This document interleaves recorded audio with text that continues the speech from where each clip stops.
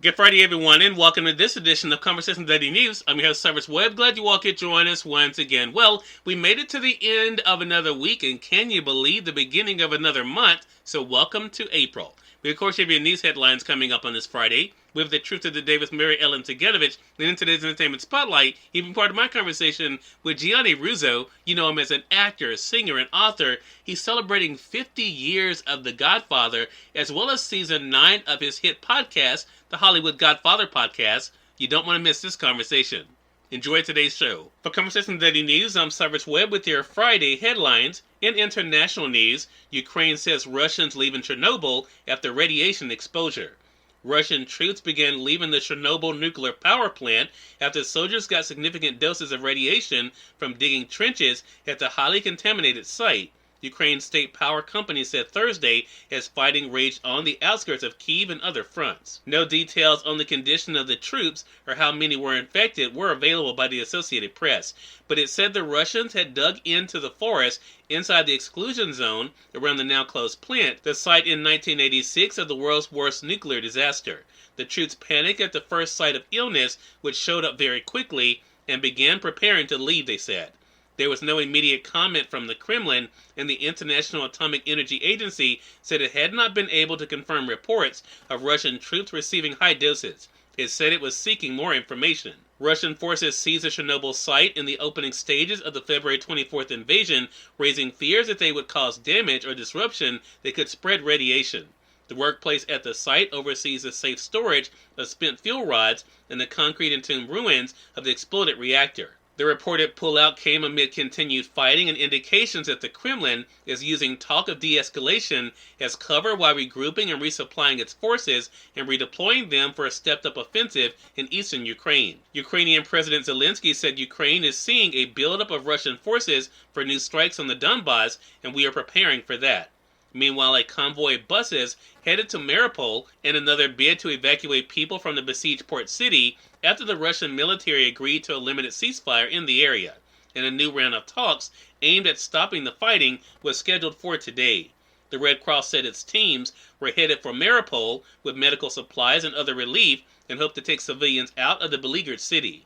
Tens of thousands have managed to get out of Mariupol in the past few weeks by way of humanitarian corridors, reducing its population from a pre-war 430,000 to an estimated 100,000 as of last week, but other efforts to relieve the city have been stopped by continued Russian attacks.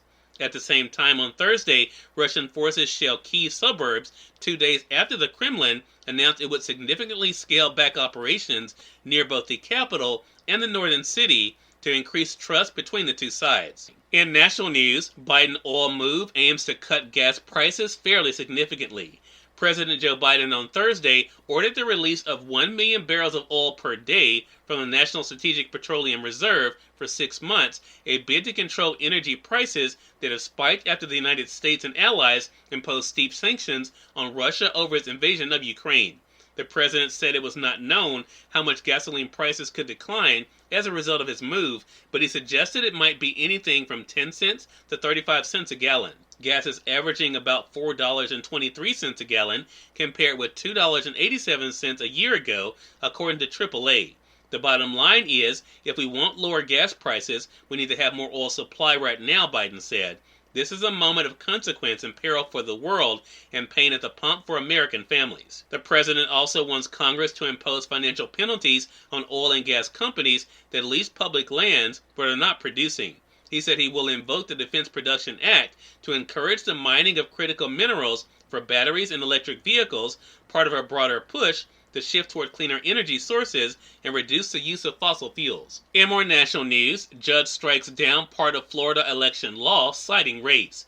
A federal judge struck down portions of a Florida election law passed last year, saying in a ruling Thursday that the Republican-led government was using subtle tactics to suppress black voters. In more national news, severe storms pummel south, killing at least 2 in Florida.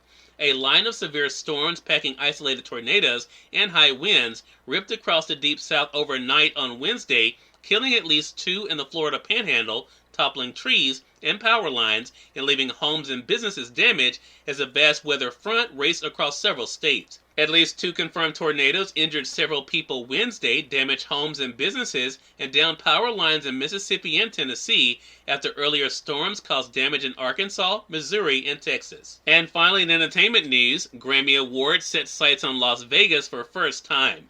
The Grammys might be missing stars like Drake, The Weeknd, and Kanye West as a performer, but the biggest night in music could still shine bright on the Las Vegas Strip.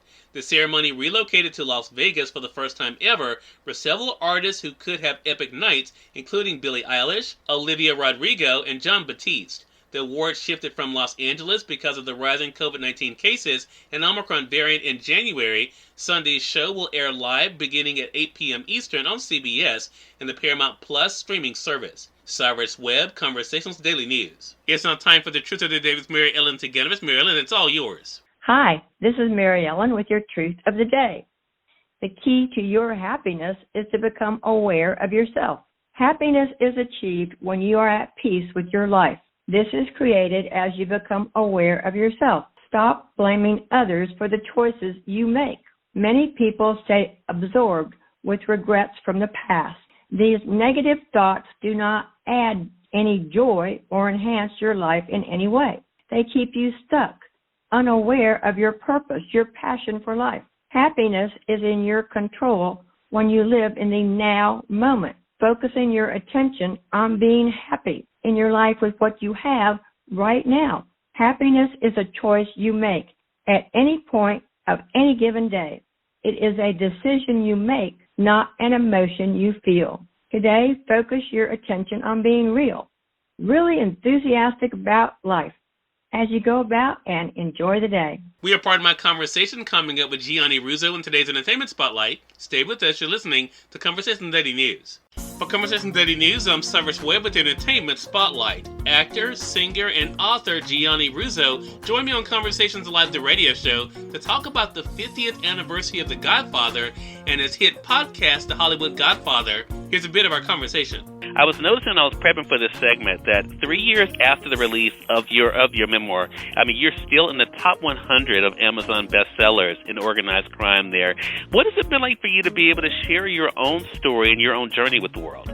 Well, I did that for a lot of reasons, because going through this pandemic like we all just did, I wanted to let people, it's not the end of the world, because in 1949, I got polio. And I was quarantined for 5 years in a state institution. And here I am surviving. And it was more of a revelation. And to get out, and everybody was doom and gloom. So the timing of the book was perfect. And it's really, the story just keeps going, fortunately. And like you pointed out, it's still a bestseller after 3 years, which is unheard of in the literary world. That's my first book. And my second book comes out now for Christmas called The Pawn. And with Picciarelli again, we co-wrote that. And then I was just told that Lionsgate, the producer who won the Oscar for Coda the other night, Patrick Washburger, is going to executive produce and option my book. So that's going to be exciting coming up. That'll be a year or two out, but at least that's what's going on in my life. And again, it's all because of being sick. I think I have all this energy and the drive, and that's what I was trying to relate to people in my story. Cyrus Webb, Conversations Daily News. We thank you all for tuning in to this edition of Conversations Daily News. Prepare to guys on Monday with more news, Truth of the Day with Mary Ellen Ciganovich, and of course your Entertainment Spotlight. Until then, I'm your host, Cyrus Webb, saying as always, enjoy your day, enjoy your life, enjoy your world. Thank you all for choosing Conversation Daily News today. Let's make it a great one.